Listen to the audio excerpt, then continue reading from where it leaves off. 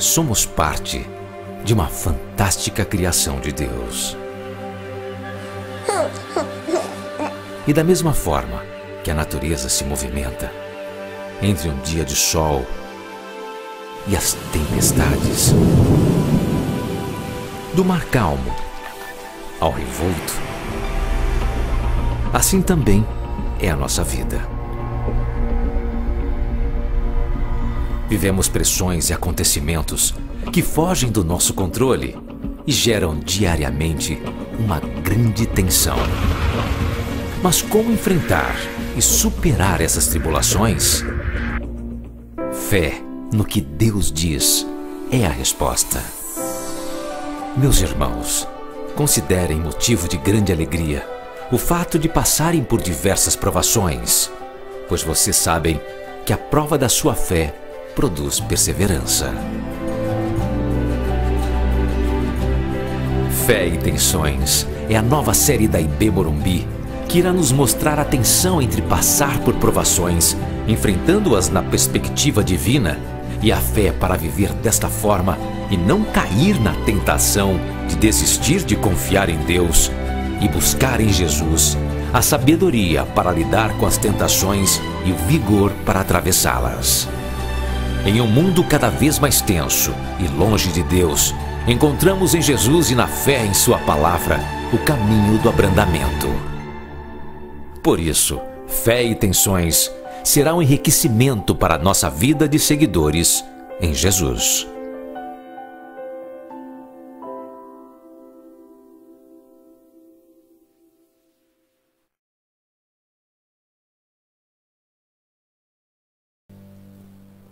A Bíblia nos ensina que o nome de Jesus é o nome que está acima de todo nome. E é através desse nome que a gente tem acesso à face de Deus. É através desse nome que nós podemos contemplar o impossível. E é através desse nome que a gente consegue, inclusive, mover as montanhas. Porque a Bíblia nos ensina que nada é impossível para aquele que crê. E esse é o momento em que eu convido você a exercitar sua fé, porque é o momento de oração, é o momento de você derramar seu coração diante da presença de Deus, é o momento de você falar para Ele aquilo que você está sentindo, as dificuldades que você tem passado, é o momento de você falar para Ele a gratidão que você tem também por alguma coisa que Ele concedeu ao seu coração, à sua vida, à sua família. Esse é o momento que a gente se derrama na presença de Deus. Porque não tem como nós nos achegarmos a Deus se não for através da oração. Não tem como a gente derramar o nosso coração diante dele se não for através da oração. E um dos grandes símbolos, um dos grandes mistérios da oração é que muitas das vezes nós precisamos nos curvar, precisamos nos dobrar. E ontem eu preguei aqui no culto de jovens, fazendo aqui um convite para você que não participa, vale a pena você participar aos sábados, às 7 horas. A gente falou sobre o homem, o mistério que existe em ser homem. O homem ele foi criado do pó. E toda vez que ele se dobra, toda vez que ele se curva, ele olha e ele coloca o rosto em terra. E é como se ele estivesse reconhecendo que ele veio do pó. E do pó voltará, e que ele é simplesmente nada, e ele pode ser desfeito a qualquer momento pelo sopro de Deus, mas que ele, ao mesmo tempo que ele é pó, ele depende de Deus para ele viver. Então essa fragilidade nos torna dependentes de Deus. Por isso eu quero convidar você a baixar sua cabeça, dobrar seus joelhos, a maneira como você se sentir mais confortável para você estar na presença de Deus, porque nós vamos orar.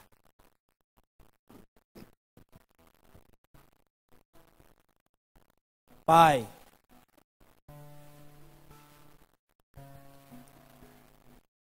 às vezes nós sentimos vergonha de dizer que nós somos seus filhos. Às vezes nós temos medo de admitir que também nós somos seus filhos. Sentimos vergonha por causa da nossa própria incapacidade. Sentimos vergonha por causa da nossa própria fragilidade. por causa do nosso pecado, por causa do nosso coração egoísta, por causa do nosso coração que está afastado de Ti, por causa do nosso coração que está completamente destruído, porque o pecado reina nele, por causa do nosso coração que se tornou abominável. E nossas atitudes muitas das vezes demonstram quão longe nós estamos do Senhor. E isso nos dá um peso, isso se torna pesado, nos torna enfadonhos. A simples ação de admitirmos que nós somos teus filhos. Porque nosso dizer não corresponde com as nossas atitudes. Pai, mas nessa hora nós queremos simplesmente pedir que o Senhor tenha misericórdia de nós. E que o Senhor volte-se para nós. E que a Tua graça possa suprir todas as nossas dificuldades, todas as nossas necessidades. E que o Teu amor possa, oh Deus, preencher todo o vazio que existe em nós. Porque o Teu amor é tudo que nós precisamos. Quero pedir para que o Senhor possa restaurar os corações abatidos, possa restaurar as famílias que estão se desfazendo, possa restaurar os relacionamentos que estão sendo quebrados, possa restaurar, Pai amado, tudo aquilo que está sendo quebrado, vidas que estão sendo atormentadas. E eu quero entregar, Pai amado, essa igreja nas Tuas poderosas mãos. Cada filho seu que está pedindo aqui, Pai amado, por ajuda, que está clamando por socorro, eu quero entregá-los nas Tuas poderosas mãos, porque a quem nós temos no céu, senão a Ti. Como o salmista diz, eu elevo os meus olhos dos montes, porque lá é de onde virá o meu socorro. O nosso socorro está no Senhor que fez os céus e a terra. E nós cremos no Senhor, nós confiamos no Senhor. Por isso, Pai, quero pedir para que o Senhor nos ajude. Ouve o nosso clamor, atende às nossas súplicas e confronte os nossos corações ali onde nós estamos falhando. E que essa igreja possa crescer, e que essa igreja possa ser uma igreja que te adora em espírito e em verdade. E que aqueles que estão precisando de um milagre do Senhor, estão precisando de uma restauração do Senhor, que possam receber segundo a Tua vontade. Porque nós cremos. Obrigado, Senhor. No nome de Jesus. Amém. E agora a gente vai fazer um momento ofertório. Eu quero convidar as pessoas que vão nos ajudar na recolha da oferta. Enquanto eles vão chegando, eu queria dizer que esse momento ofertório que a gente faz, se você está nos visitando, não precisa ficar constrangido, né? E você não é obrigado a fazê-lo. Mas a gente faz porque não só reconhecendo que Deus nos dá tudo, porque a gente sabe disso, mas também reconhecemos que nós temos uma estrutura, e essa estrutura ela precisa funcionar. E se ela precisa funcionar, a gente precisa bancar para a gente fazer com que essa estrutura funcione, né? Então, a gente não vai só falar que tudo que nós temos vem de Deus, tudo que nós temos vem de Deus, exatamente, mas também a gente precisa manter a estrutura que nós temos funcionando, e a melhor maneira que a gente pode manter a nossa estrutura funcionando é a gente ofertando e a gente dizimando, porque é dessa forma que nós conseguimos sustentar tudo que nós temos aqui. Então, por isso eu convido você a fazer de acordo com aquilo que propõe o seu coração, como o apóstolo Paulo fala, não por obrigação, né? Inclusive a gente não está aqui insistindo que é 10%, mas a gente acha que você deve ofertar segundo aquilo que Deus propõe no seu coração. Porque nós entendemos que se nós um dia fomos salvos por Cristo, e se fazemos parte dessa comunidade, dessa igreja, é nosso dever contribuir para o bom funcionamento dela. Vamos orar? Deus, muito obrigado por esse momento ofertório, esse momento em que não só reconhecemos que tudo que nós temos vem do Senhor, mas esse momento também em que nós nos disponibilizamos para contribuir a fim do funcionamento da estrutura que nós temos. E nós pedimos para que o Senhor continue abençoando os nossos corações, continue abençoando os nossos empregos e também continue abrindo portas para aqueles que não têm emprego, mesmo com a situação econômica do país difícil. E nós queremos já entregar também o país nas Tuas poderosas mãos, pedindo para que o Senhor nos ajude a achar mecanismos que visam solucionar a economia do Brasil. E nós pedimos para que o Senhor abençoe as famílias que estão aqui e aquelas que também não estão, porque tem muitas famílias passando por dificuldades, mas nós entregamos todas essas famílias nas Tuas poderosas mãos, porque o Senhor é o Deus que provém tudo. Obrigado, Senhor. No nome de Jesus, amém. Gente de Deus, boa noite. Boa noite a todos. A graça de Jesus sobre todos. A graça de Jesus também sobre todos os que nos assistem pela internet em casa agora. Eu sei que tem pessoas que nos assistem em casa agora. Nós estamos encerrando hoje à noite essa série de mensagens que chamamos Famílias de Hoje, Valores Vintage. Então, nesse momento, a reflexão dessa noite é especificamente sobre a criação, a nossa relação com os nossos filhos. Pais firmes, filhos emocionalmente saudáveis. E antes que você se pergunte, pastor, tudo bem, mas eu sou solteiro ou sou casado e não tenho filho ainda. Mas a estatística diz o seguinte, gente. Grosso modo, todos nós um dia ou teremos filhos ou conviveremos com crianças. Com pessoas que de alguma maneira você vai influenciar a vida dessa pessoa, dessa criança ou desse adolescente. Então essa mensagem na verdade é para todos nós que estamos aqui. Muito bem, o Evangelho de Lucas, capítulo 2, irá nos guiar nessa noite. O Evangelho de Lucas, no capítulo 2, eu convido você a abrir a Escritura Sagrada comigo.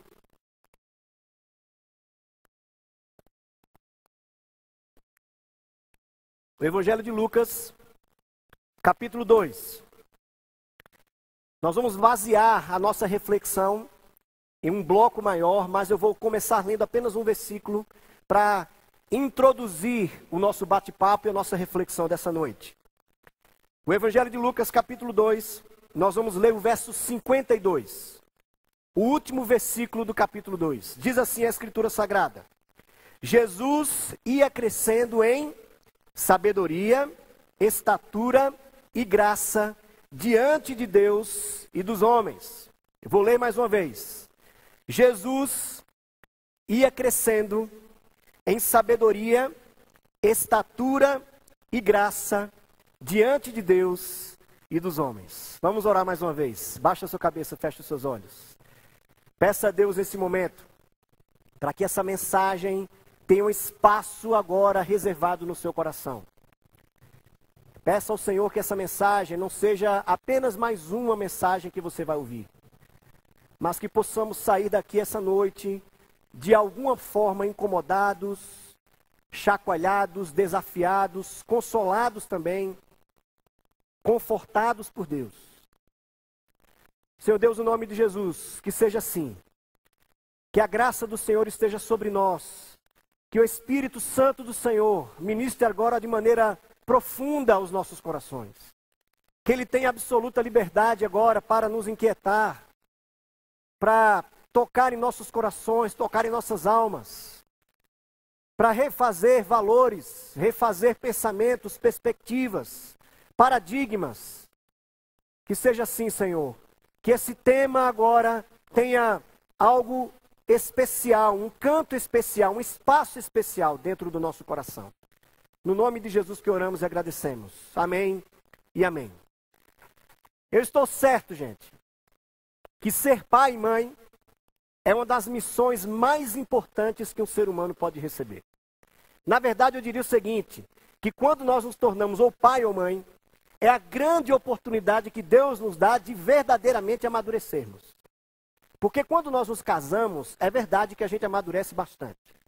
Quando nós nos casamos, nós começamos a conviver com alguém que ao mesmo tempo que nós amamos, é muito diferente de nós. Não é verdade?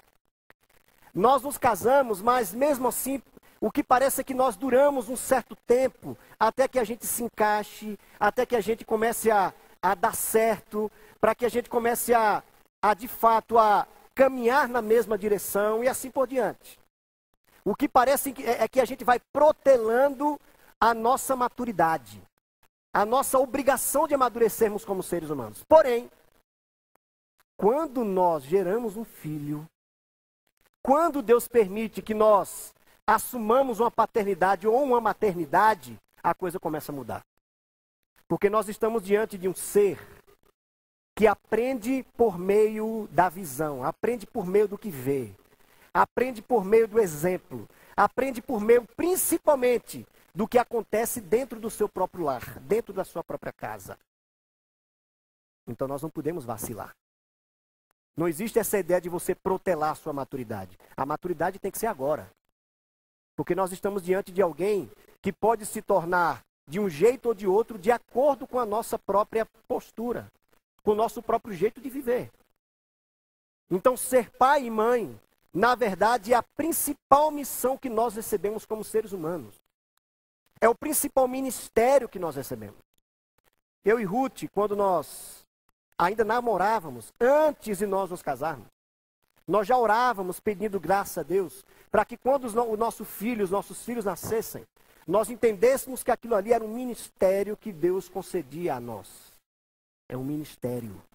E talvez o seu maior ministério, o nosso maior ministério, são os nossos filhos. Nós estamos diante de um texto que, na verdade, é o único texto desse tipo narrado nos evangelhos. O evangelho de Lucas é o único que traz esse período, vamos dizer assim, da vida do menino Jesus. Ele é o único evangelista que pesquisa a fundo, e ele realmente era um pesquisador, como um médico que ele era, ele tinha essa veia também de historiador. Ele era um homem dos detalhes, do critério. Ele ia a fundo para pesquisar acerca não só de Jesus, mas de todos os fatos que estavam em torno da vida de Jesus. Então ele consegue chegar ao acesso a essas informações aqui sobre a infância de Jesus. É evidente que não sobre toda a infância de Jesus, mas de parte dessa infância. E a sua intenção não é apenas destacar parte da infância de Jesus, mas é mostrar como também a infância de Jesus serviu tanto para o seu ministério futuro. Preste atenção nisso. A sua infância determinou em muito o que ele foi no futuro. O que ele foi ao completar 30 anos de idade e começar o seu ministério. Então Lucas está indicando que parte, vamos dizer, do reinado de Jesus, parte do seu ministério, parte de tudo que ele realizou aqui na terra, se deu por causa da sua infância. Do período que ele vivenciou, desde o seu nascimento até o início do seu ministério. Então muitos pensam, e eu pensava assim também antigamente, que Jesus desceu do céu, vamos dizer assim, pronto. Ele já veio das mãos do Pai pronto. Ele chegou aqui já sabendo que era Deus, já sabendo que iria realizar grandes milagres, já sabendo que era o Messias. Então, aos 2 anos de idade, muita gente imagina que ele já saía por aí realizando os seus milagres. Aos 2 anos. Um bebê, praticamente. Mas quando nós vamos lendo o Novo Testamento com mais cuidado, nós vamos entendendo que Jesus, ele possuía 2 naturezas. Isso aqui todo mundo já sabe. Ele possuía a natureza divina, ou seja, ele era de fato Deus. Ele não se tornou Deus depois. Ele era Deus de fato já. Mas também ele tinha uma natureza humana. Uma natureza sujeita a todas as implicações de viver aqui nessa vida. Ele tinha uma natureza sujeita a tudo nessa vida, inclusive ao pecado. Mas a grande diferença entre mim e Jesus, entre nós e Jesus, é que ele não pecou.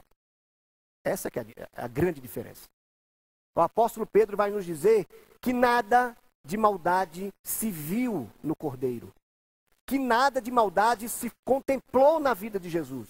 Então ele não coabitou, ele não flertou com o pecado, ainda que fosse humano. Então, para nós entendermos o ministério de Jesus, é importante nós entendermos, compreendermos que ele foi crescendo e entendendo o porquê que ele estava aqui nessa vida. E a sua infância foi fundamental. Fundamental. Então, ao olhar para a infância de Jesus, nós não podemos nos esquecer que ele tinha 2 pessoas por trás dele. José e Maria. Ele tinha um pai e ele tinha uma mãe. Isso aqui é importantíssimo, gente. Para nós compreendermos, inclusive, a nossa missão, o nosso ministério enquanto pai e mãe, enquanto pais. Então perceba, lá no versículo 21, o que é que diz o evangelista Lucas. Não feche a sua Bíblia, porque nós vamos olhar para alguns outros versículos deste bloco aqui do capítulo 2. Versículo 21 do capítulo 2 diz assim: completando-se os 8 dias para a circuncisão do menino, foi-lhe posto o nome de Jesus, o qual lhe tinha sido dado pelo anjo antes de ele nascer. Completando-se o tempo da purificação deles, de acordo com a lei de Moisés, José e Maria o levaram a Jerusalém para apresentá-lo ao Senhor. Como está escrito na lei do Senhor, todo primogênito do sexo masculino será consagrado ao Senhor, e para oferecer um sacrifício de acordo com o que diz a lei do Senhor, 2 rolinhas ou 2 pombinhos. Vocês vão se lembrar da história. Antes mesmo de José casar-se com Maria, o anjo visita José e diz, olha, vai acontecer isso, isso e isso. Ela vai ficar grávida do Espírito Santo, não se preocupe, é do Espírito Santo. Vocês vão dar a esse menino o nome de Jesus. A Maria, da mesma forma, o anjo a visita e diz para ela a mesma coisa, você é bem-aventurada, você é uma mulher de Deus, você foi escolhida pelo Senhor para gerar o Salvador do mundo. Então, o que é impressionante, gente, na vida desses dois, é que eles assumem um papel importantíssimo na época. Mesmo sabendo das implicações de se assumir aquele papel naquele momento. Maria possivelmente poderia ser rejeitada, ele poderia ser tido como um homem qualquer, porque a sua noiva estava grávida de alguém que não era ele. Mas nós percebemos aqui, desde então, a vida e o exemplo desse casal, de José e Maria. Um homem de Deus e uma mulher de Deus. E que quando Jesus nasce, eles começam então a introduzir Jesus na espiritualidade judaica da época. Eles dois introduzem Jesus em todas as ordens, toda a lei de Moisés, todas as prescrições, todos os desejos de Deus para a vida de qualquer criança da época. Eles levam Jesus então, circuncida Jesus como o menino que ele era, depois o consagra no templo, e Lucas faz questão de dizer, tudo de acordo com a lei do Senhor. O pai e a mãe de Jesus tiveram um papel importantíssimo na vida do menino. Não é simplesmente porque ele era Deus, gente. Mas é porque ele tinha pai e mãe, ele tinha pais em casa, que o introduziram desde cedo na obediência ao Senhor. Na obediência àquele que lhe havia criado. E a partir disso, então, ele começa a desenvolver a sua própria espiritualidade. A sua vida com o Senhor. Perceba ainda. Perceba aqui no versículo 35. Versículo 35 diz assim. De modo que o pensamento de muitos corações será revelado. Quanto a você, uma espada atravessará a sua alma. Estava ali a profetisa Ana, filha de Fanuel, da tribo de Azer. Era muito idosa. Tinha vivido com seu marido 7 anos depois de se casar. E então permanecera viúva até a idade de 84 anos. Nunca deixava o templo. Adorava a Deus jejuando e orando dia e noite. Tendo chegado ali naquele exato momento, deu graças a Deus e falava a respeito do menino a todos os que esperavam a redenção de Jerusalém. Depois de terem feito tudo o que era exigido pela lei do Senhor, voltaram para a sua própria cidade, Nazaré, na Galileia. Olha o que é que Lucas diz. O menino crescia e se fortalecia, enchendo-se de sabedoria, e a graça de Deus estava sobre ele. Essa é a segunda vez que Lucas diz a mesma coisa sobre Jesus. Ele ia crescendo. Ele ia crescendo na medida que era educado pelos seus próprios pais. Ele ia então compreendendo quem ele era diante de Deus, a sua própria missão. Ele ia compreendendo quem era Deus, quem era o homem, o que é que ele veio fazer, afinal de contas, nessa vida, qual era o propósito da sua existência nesse mundo, qual era a sua missão aqui nessa terra, ao ponto de acontecer o seguinte, olha agora, olha no versículo 41, um versículo importantíssimo, 41. Todos os anos seus pais iam a Jerusalém para a festa da Páscoa. Quando ele completou 12 anos de idade, ou seja, Jesus, eles subiram à festa conforme o costume. Terminada a festa, voltando seus pais para casa, o menino Jesus ficou em Jerusalém sem que eles percebessem. Pensando que ele estava entre os companheiros de viagem, caminharam o dia todo. Então começaram a procurá-lo entre os seus parentes e conhecidos. Não o encontrando, voltaram a Jerusalém para procurá-lo. Depois de 3 dias o encontraram no templo, sentado entre os mestres, ouvindo-os e fazendo-lhes perguntas. Todos os que o ouviam ficavam maravilhados com o seu entendimento e com as suas respostas.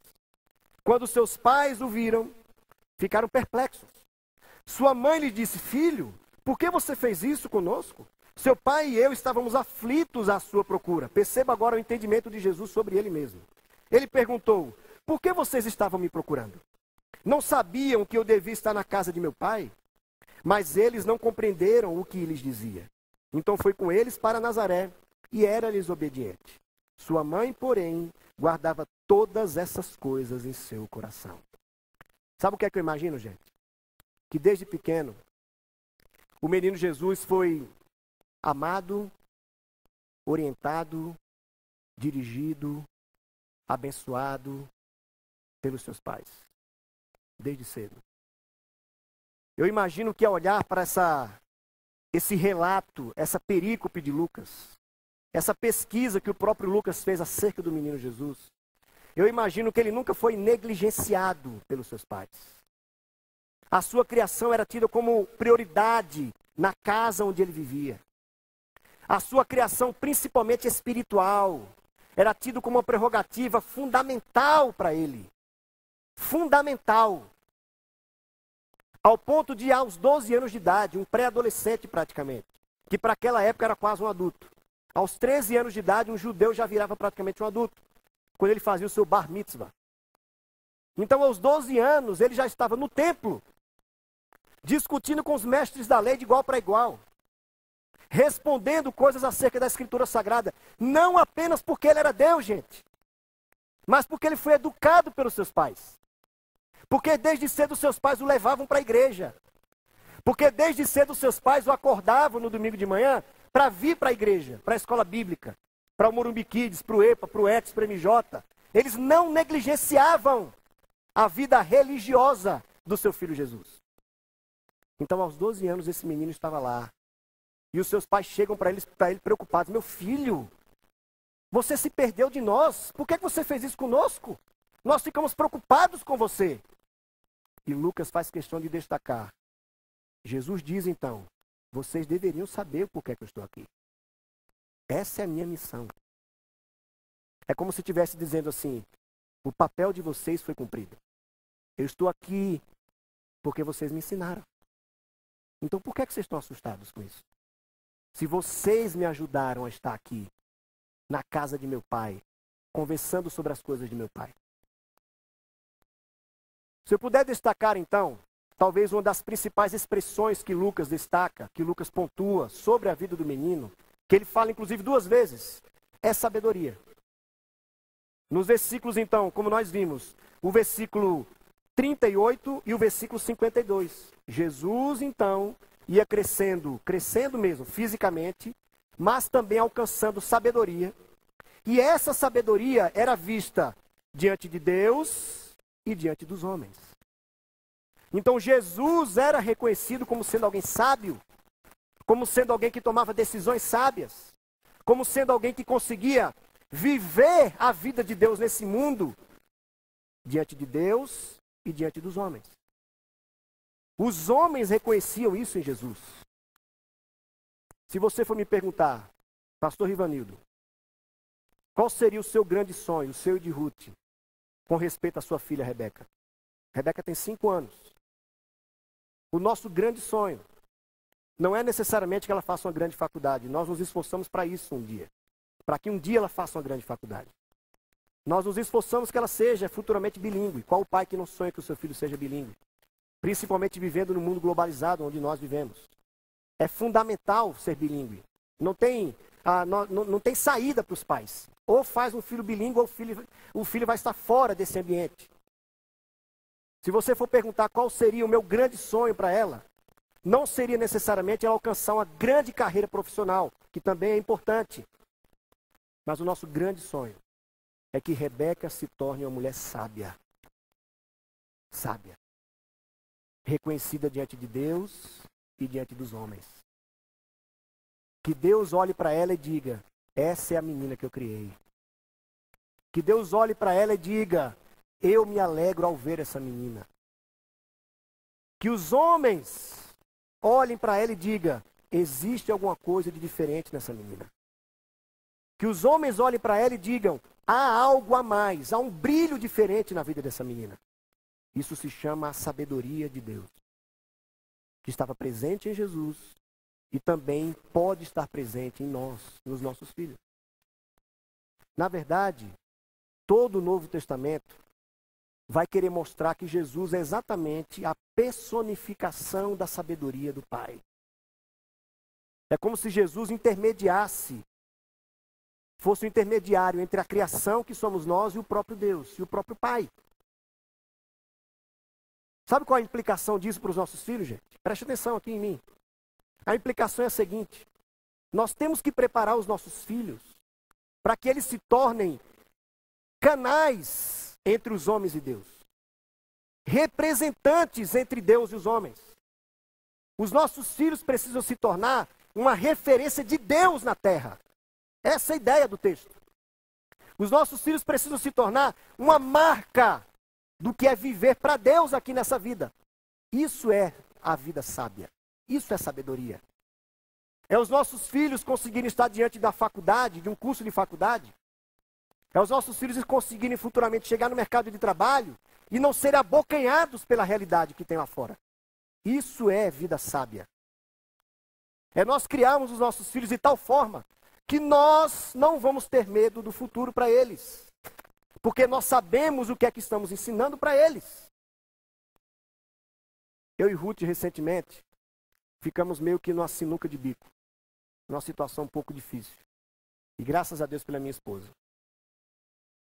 Rebeca estava começando a, de uma certa forma, receber algumas influências não tão saudáveis dentro da própria escola.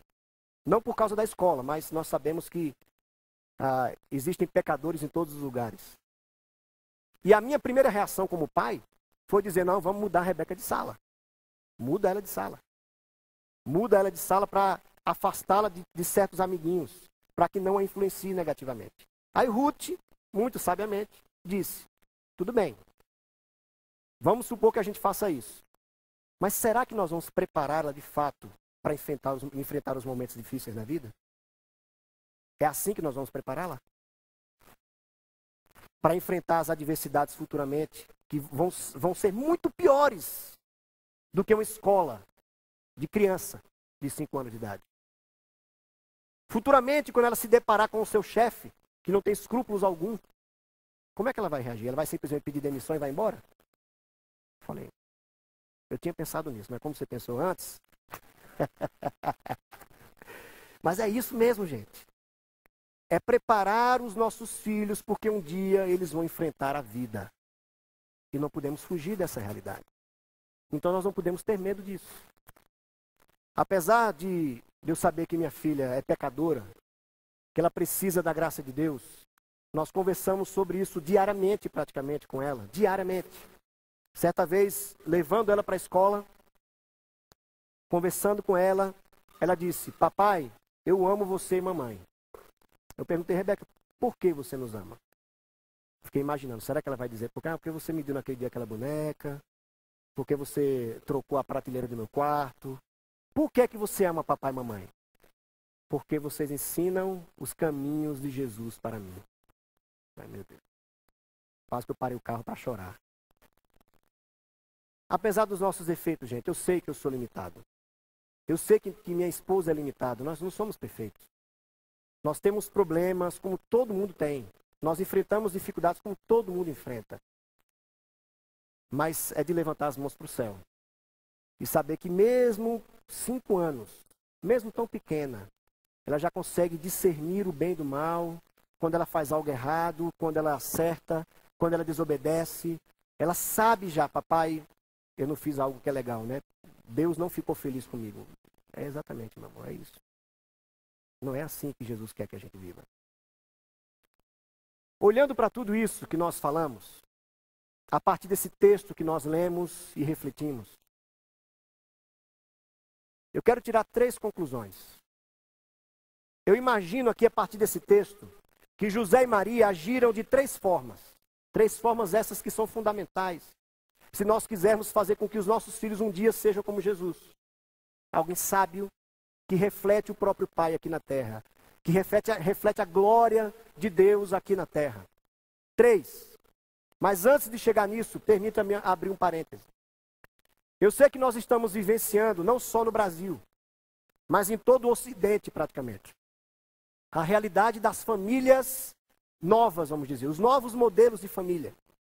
Então alguém que era casado a primeira vez, teve um filho com essa pessoa, 2 filhos, se separa, casa-se mais uma vez, tem filhos com essa outra pessoa, e os filhos do primeiro casamento vêm, se juntam com os filhos do segundo casamento, e assim por diante. Ou existem pessoas também, aqui possivelmente, ou em casa nos assistindo pela internet, que se casaram, tiveram filhos, se separaram e não mais se casaram. Então muitas mulheres que criam seus filhos solteiras, ou homens que criam seus filhos sem a esposa. Acontece, nós sabemos disso. Então eu não quero nesse momento que você se sinta constrangido, que você pense que não há esperança também para o seu caso, que você não imagine que o seu filho não possa um dia também alcançar a estatura de alguém sábio, de alguém que se torna um homem ou uma mulher de Deus aqui nessa vida, alguém que você não vai mais precisar ter medo, porque você sabe exatamente o que ensinou para o seu filho. Então essa mensagem também é de esperança para todos nós, de esperança. Muito bem.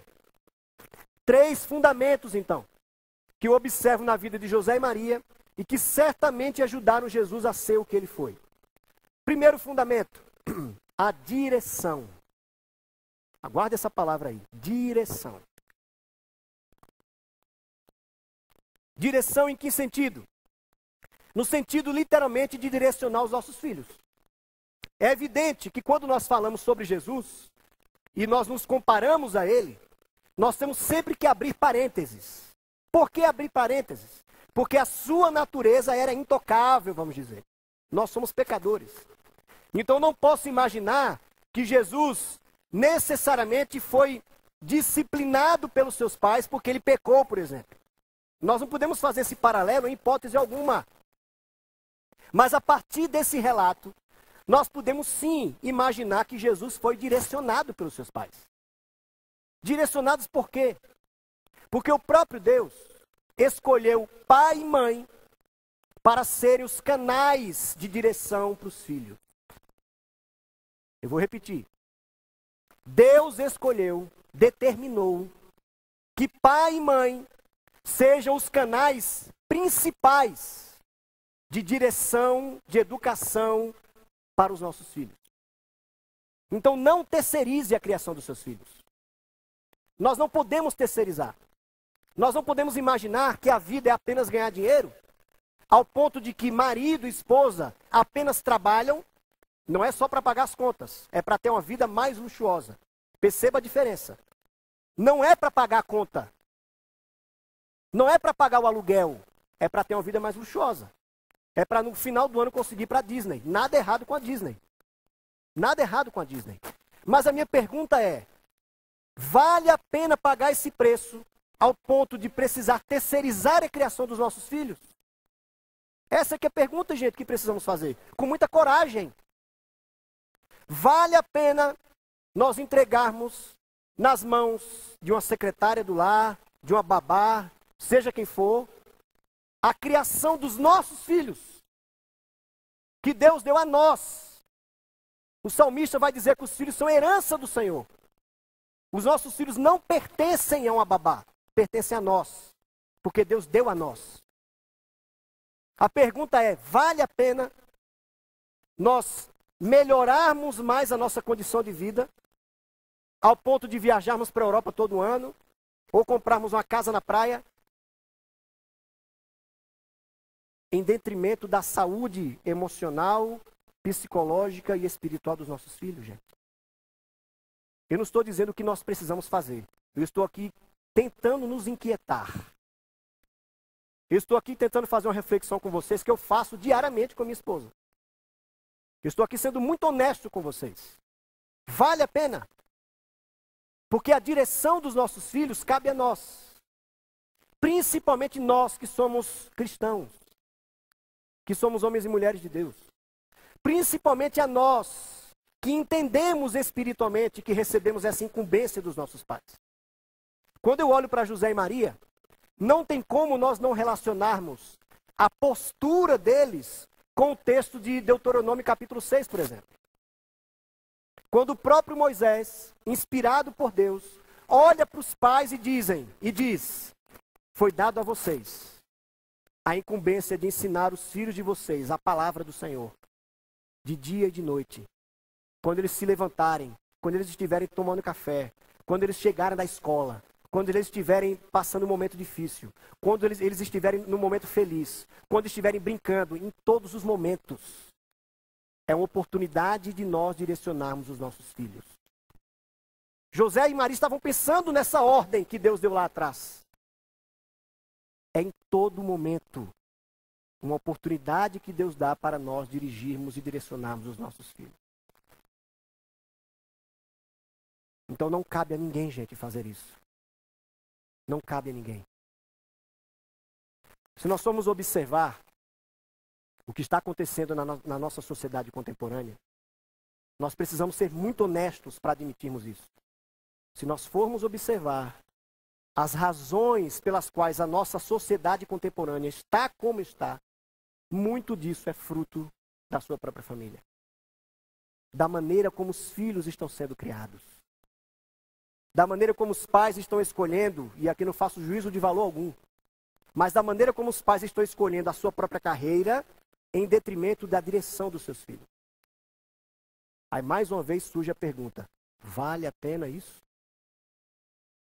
Vale a pena nós abrirmos mão da herança que Deus nos deu? Eu não passo essa herança para ninguém, gente. Eu e Ruth não abrimos mão disso de forma alguma. É nosso. Amém? O primeiro fundamento é a direção. Deus nos deu a incumbência de dirigirmos os nossos filhos. Mostrarmos para eles, então, o caminho que eles devem seguir. O caminho do Senhor.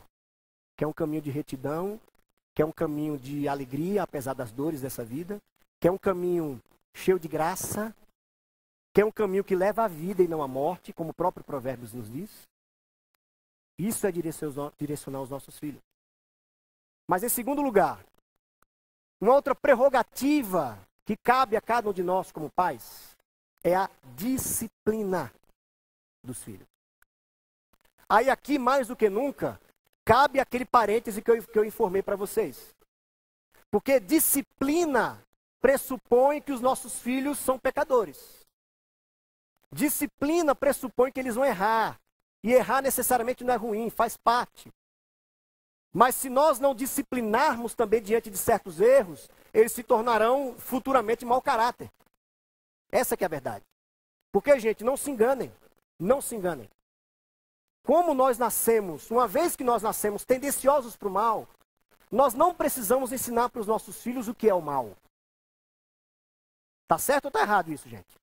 Quem tem filho sabe.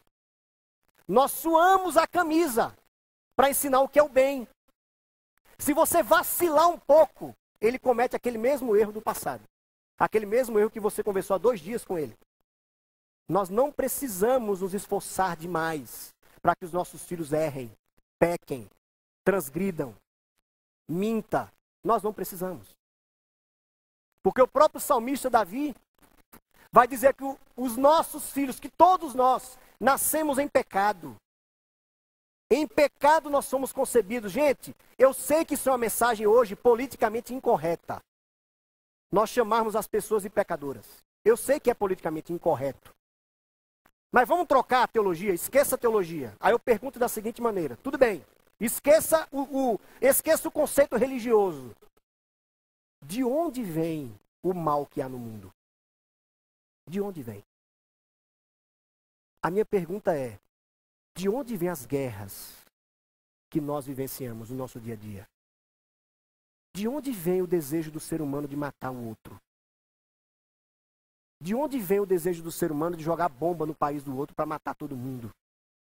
De onde vem o desejo do seu amigo de trabalho simplesmente do nada e ela apunhalar você pelas costas, puxar o seu tapete? Vem das guerras entre as classes sociais? Um dia, quando nós alcançarmos o paraíso econômico, quando não mais existir diferenças entre as classes, todo mundo vai se amar. É mentira, gente. Isso é mentira. É mentira. Nos países, um dos países mais desenvolvidos do mundo chama-se Grã-Bretanha. Um dos mais desenvolvidos do mundo. País de primeiro mundo. Pesquise lá como é que está a realidade desse país. Saiu agora um dado na Unicef, que o pior país do mundo para você criar o seu filho chama-se Grã-Bretanha. Um país rico. Os adolescentes estão se matando, estão estuprando, estão assaltando. Nós não estamos falando do Brasil, gente. Eu não estou falando da Venezuela. Eu estou falando da Grã-Bretanha. Aí a minha pergunta é, de onde vem então esse mal? De onde vem essa maldade? Percebe que os conceitos teológicos, eles fazem sentido até hoje? Os conceitos religiosos fazem sentido até hoje? Esses conceitos cristãos que nós aprendemos quando pequenos na escola bíblica, fazem sentido até hoje? Uma vez que os nossos filhos são pecadores, eles precisam de disciplina. Eles precisam ser admoestados. Eles precisam ser exortados. Porque senão eles se tornarão o que a sociedade hoje já é. Uma sociedade sentimentalista. Emocionalista. Uma sociedade do mimimi. Que você não pode dizer nada para a pessoa que ele está errado, que ele já quer processar você por danos morais. Ah não, ele não sorriu para mim hoje no ambiente de trabalho. Fiquei triste. Ah, o meu chefe até hoje ainda não me deu a promoção que eu tanto sonho. Eu estou indo embora. É a geração do mimimi. Você não consegue mais se ver diante de obstáculos, porque você já corre. Se nós não educarmos os nossos filhos, gente, se nós não disciplinarmos os nossos filhos, e às vezes até com a vara também. Se alguém da justiça estiver me vendo aí, é assim mesmo. Eu não volto atrás, não. É disciplina. Disciplina. Não é espancamento de filho, certo, gente? Não é espancar filho. Mas é disciplinar o filho, porque a autoridade foi dada aos pais. E todo filho que é bem disciplinado, que é bem orientado, que apanhou inclusive quando pequeno, pode ter certeza que eles são potencialmente mais saudáveis futuramente. Os adultos que hoje fazem um bem à sociedade é porque, de uma certa maneira, eles foram disciplinados. Eles foram exortados pelos seus pais, quando eles eram pequenos. Então cabe a nós, diante de essas pequenas criaturas, que são ao mesmo tempo amáveis, pecadoras, nós precisamos discipliná-las. Mas discipliná-las, gente, não significa moldar meramente um comportamento. Isso é importante nós dizermos. Disciplinar os filhos não é sinônimo de requerer deles um comportamento a priori. Disciplinar os filhos não quer dizer que ele tem que agir assim ou assado, porque ele está diante da igreja, por exemplo. Eu nunca disse, nem eu nem Ruth, é um trato que nós temos. Nós nunca falaremos para Rebeca agir assim ou daquele outro jeito, porque ele é filha de pastor. Ela nunca vai ouvir isso. Eu não quero esse trauma para minha filha. Ah, faça isso porque o que é que o povo da igreja vai pensar? Vocês vão pensar que minha filha é como a de vocês, pecadora. Não tem segredo. Ah, mas o que é que vão pensar da minha filha? Que ela é pecadora. É simples assim. Então ela nunca, nunca vai ouvir, faça isso porque o seu pai é pastor. Nunca.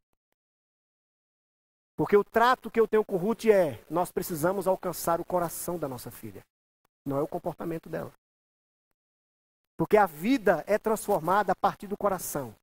Não é a partir simplesmente de gestos exteriores. Não é porque a sua filha vai se vestir daquele ou desse jeito que necessariamente o coração dela está ligado a Deus.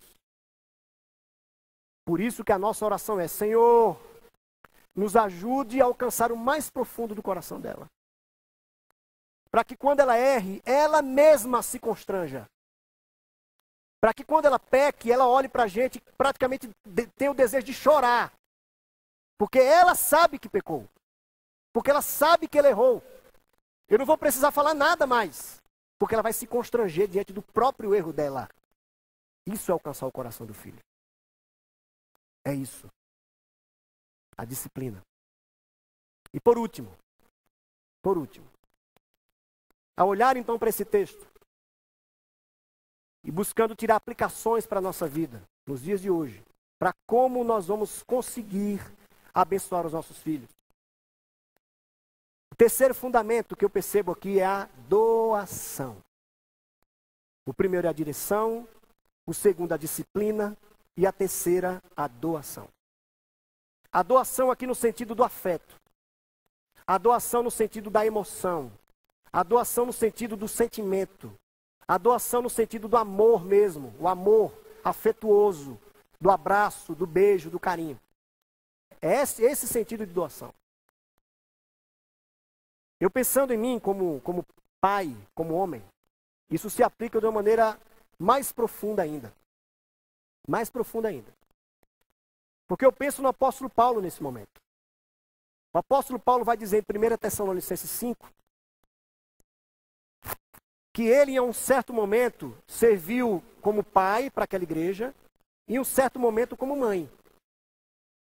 De que maneira ele quer dizer isso? Como pai, ele dirigiu, ele admoestou, ele mostrou os valores, ele puxou a orelha na hora de puxar a orelha. Mas como mãe, sentou o menino no colo, chorou com ele, abraçou, afagou.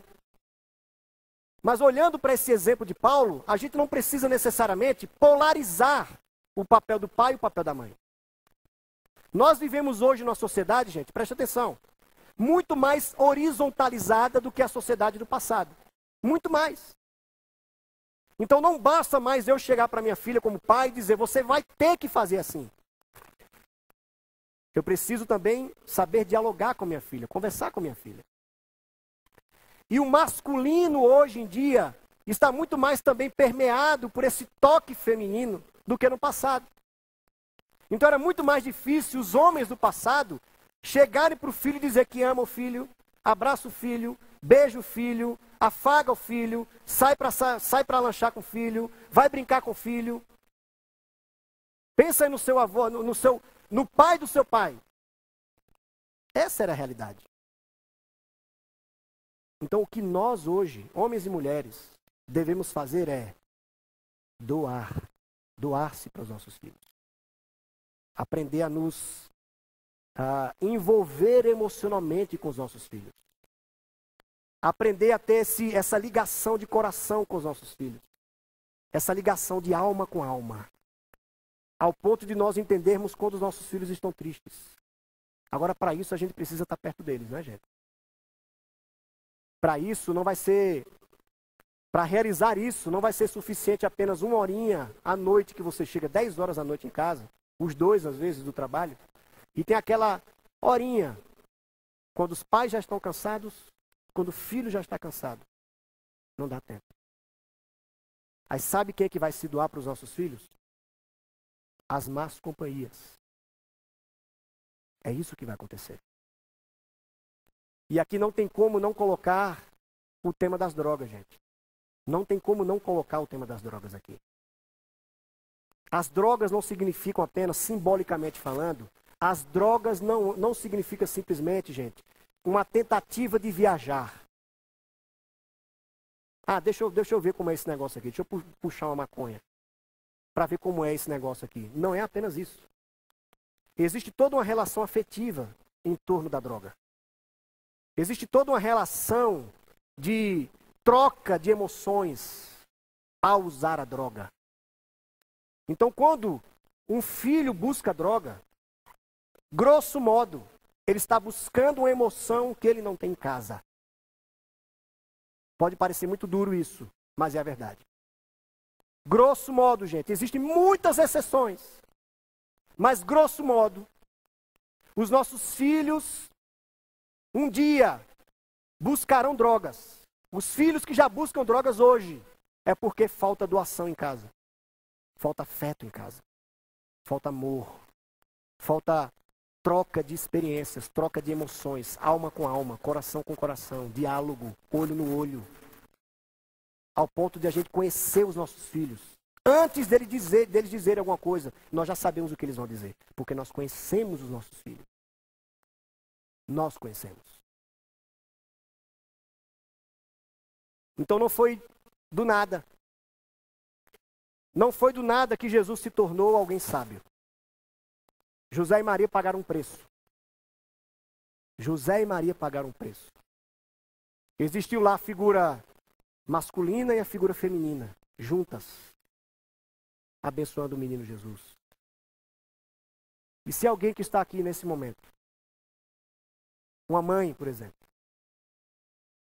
uma mãe solteira, mas que tem o seu filho lá para criar dentro de casa, mesmo que você não tenha intenção de casar-se mais uma vez, de alguma maneira, busque uma figura masculina de um tio, de um avô, de um primo que seja mais velho, para que o seu filho tenha o papel da figura masculina, que é tão importante, que é essencial, na verdade. O papel da figura masculina, ele é fundamental na criação dos filhos, porque é o homem que vai dar a noção dos valores, dos limites para os filhos. E é isso que os filhos de hoje mais querem. Eles querem saber quais os seus limites. E os homens que estão aqui também, que porventura não estejam casados, mas que tenham filhos para criar, de uma certa maneira também busque uma figura feminina. Essa figura do carinho, essa figura do amor, essa figura do afeto, para estar também de uma certa maneira junto do seu filho. É fundamental. A minha pergunta para encerrar é: o que é que nós vamos fazer com os nossos filhos? Nós teremos a coragem de assumirmos de fato o nosso ministério?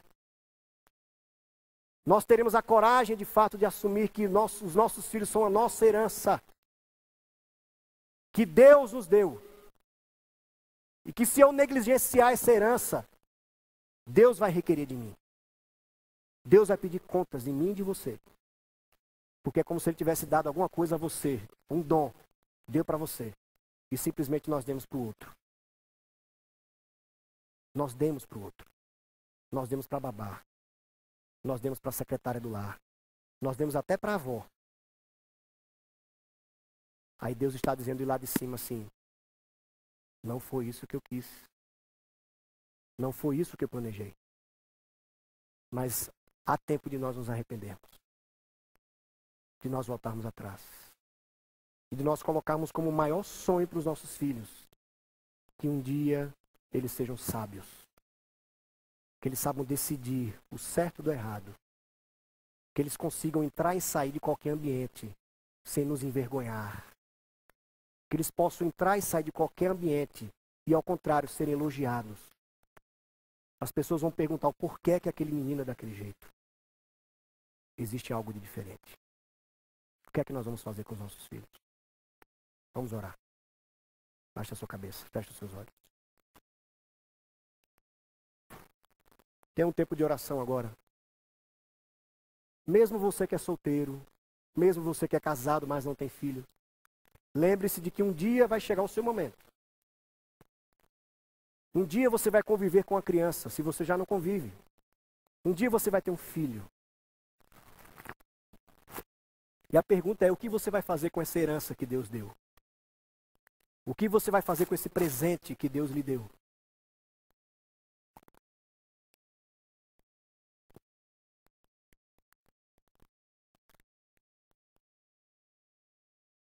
A minha oração também é que você, marido e mulher, chegue em casa também e revisitem os conceitos e os valores de vocês. No que diz respeito a tempo de trabalho, a tempo que vocês investem nos filhos.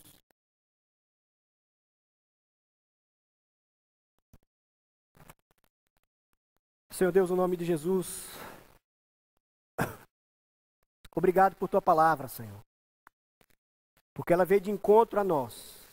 Ela nos confronta. Ela faz nós revisitarmos os nossos valores, os nossos conceitos, as nossas posturas. Obrigado porque ela é a própria palavra do Senhor que vem a nós. Que vem como espada, desejosa não de nos ferir, mas de nos abençoar. Não apenas de nos abater, mas de nos transformar. E que essa noite, Senhor, no nome de Jesus, de alguma forma, essa palavra encontre um espaço especial dentro de nós. Que essa palavra não apenas seja jogada ao vento, como meras palavras, mas que ela venha de encontro à nossa alma, ao nosso coração, à nossa necessidade nesse momento. E que gere arrependimento em nós, a começar por mim, Senhor. Que gere um profundo arrependimento de pensarmos o que estamos fazendo com os nossos filhos. Então, Senhor, no nome de Jesus, dê-nos coragem de assumirmos de fato o que o Senhor nos deu, de assumirmos as nossas prerrogativas de pai e mãe.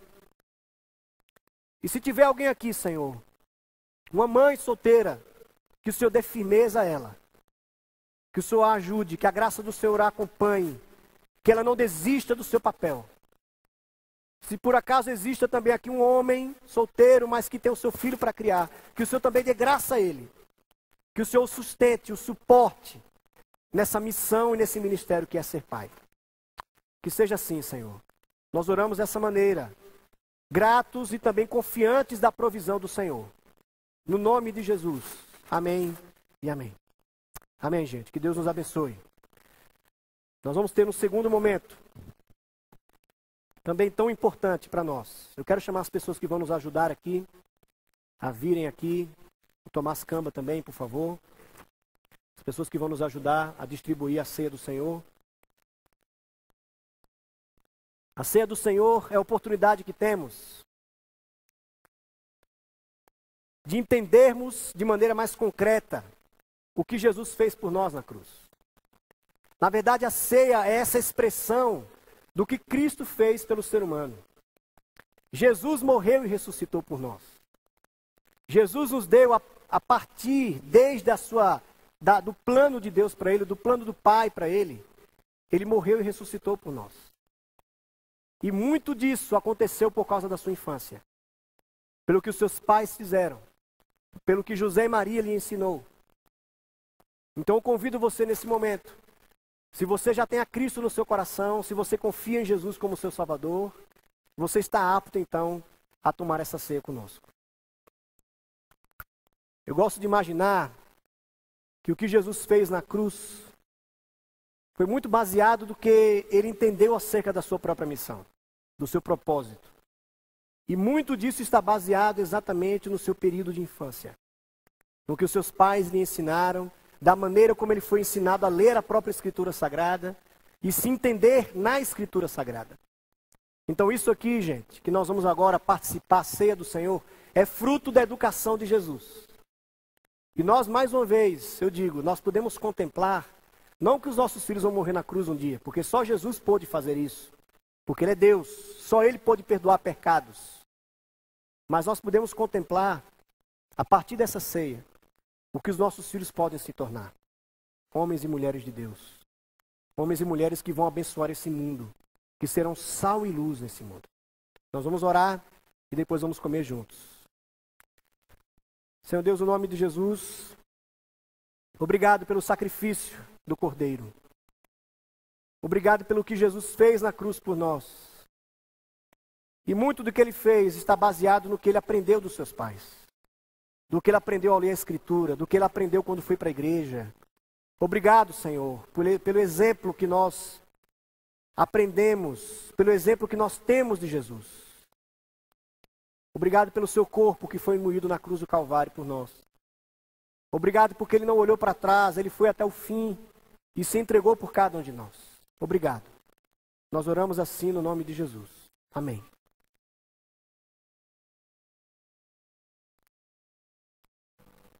Bom, quando eu olho para o cálice, que representa ou simboliza, simboliza.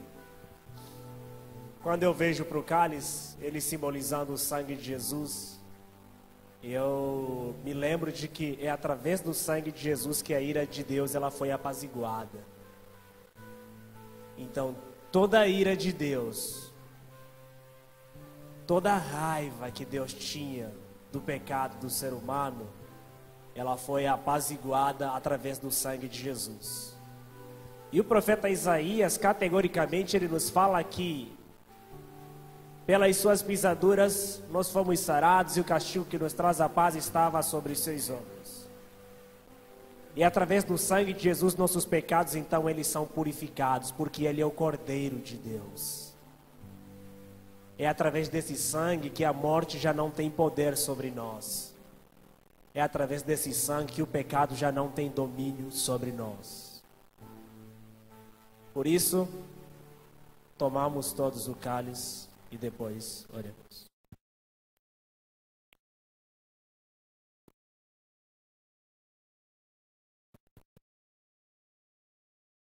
Senhor,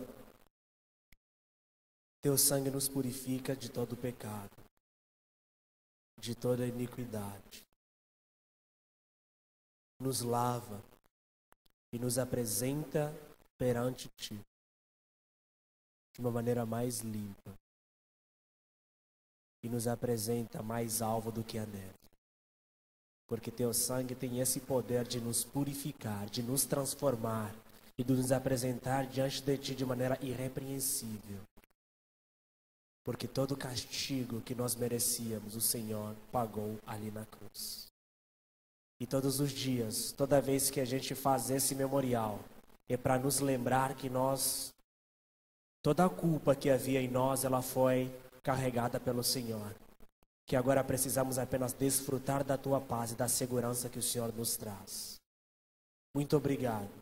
E queremos entregar esta semana nas tuas poderosas mãos, pedindo para que o teu Espírito Santo nos acompanhe e que o Senhor continue reinando nos nossos corações e que Ele seja o centro do Senhor, que o Senhor seja o dono de nossas vidas e que onde quer que a gente esteja, a marca do Senhor e o sangue do Senhor continue nos limpando e continue nos purificando, de tal maneira que as outras pessoas possam enxergar a marca do Senhor em nós, através do sangue de Jesus que nos purifica. Por isso, Senhor, leva-nos em paz, guarda-nos e continue fazendo que teu Espírito fluir em nós. Obrigado, Senhor. No nome de Jesus. Amém.